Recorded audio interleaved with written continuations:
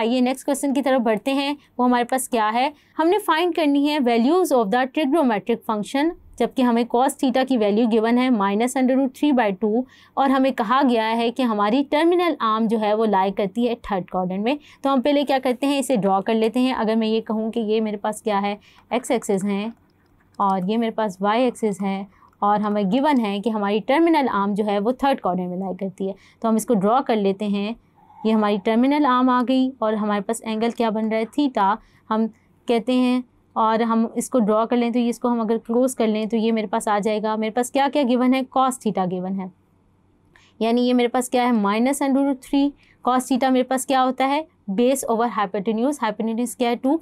अभी मैंने ये फाइंड करना है, तो मैं क्या लिख लेती हूँ, cos theta is equal to -√3/2।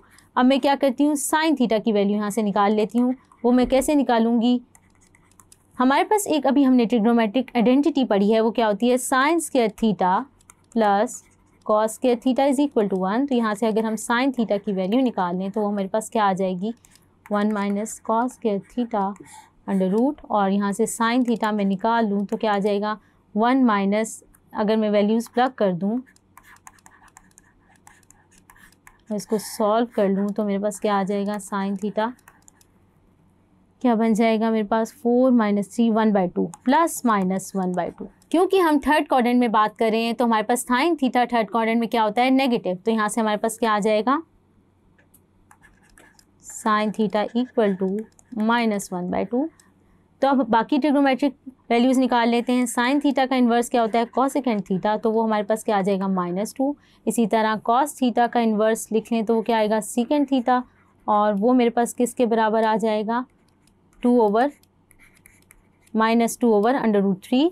और अब हमारे पास रह गया tan थीटा, तो tan थीटा की वैल्यू निकाल लेते हैं। वो हमारे पास क्या होता है, tan theta is equal to sin theta over cos theta.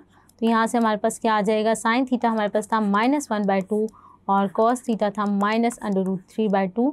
तो यहाँ से हम सॉल्व कर लें तो tan थीटा हमारे पास क्या आ जाएगा, 1/√3। होप सो आपको ये वाला क्वेश्चन समझ आया होगा। Thank you.